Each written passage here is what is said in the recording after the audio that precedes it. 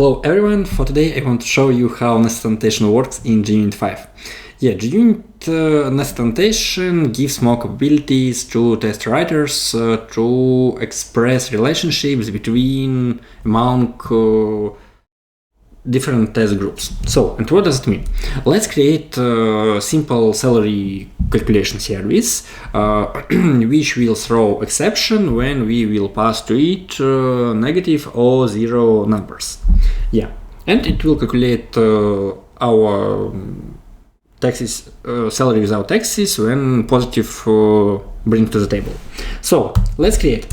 First of all, I will create a simple class nested test. I will create static class salary calculate service, and I will create method, for example double invoke, and let's pass here integer amount before taxes. Okay, great. And if amount before taxes less or equal to 0, then throw exception. Let it be illegal argument exception. In other case, just multiply it on 95%. Okay, great. So we ready to write our tests. Let's create nested class. Let's call it positives. Let's create nested class. Let's call it negatives, and let's create it nested class 0. Okay, and here I want to create salary service for each of these nested classes.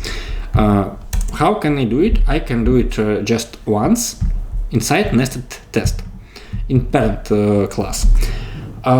So private salary service. Okay, we created. Let's create test inside positives, and let's call it when positive, then return amount without taxes. Okay, salary service invoke. Let's for example, let it be 15, and let's call it salary, and we expect, let's create assertion that this salary is more than 0. Okay, great. Let's create test inside negatives. When negative, then return, then throw. Because we will throw exception, and we can do the same. Let me copy it for 0. When 0, then throw exception. And here we will use assertion assert throws. We expect illegal argument exception here, and we call salary service with negative amount, so 15. And we again can copy this assertion and pass to 0 cases. But in this case, let's pass 0. Let's start, and I will show you the beauty of this feature. You see that now we see nested test, 0, negatives, positives, and we understand that when someone will read our test, when he will choose positives, he will understand that it is related to positives only.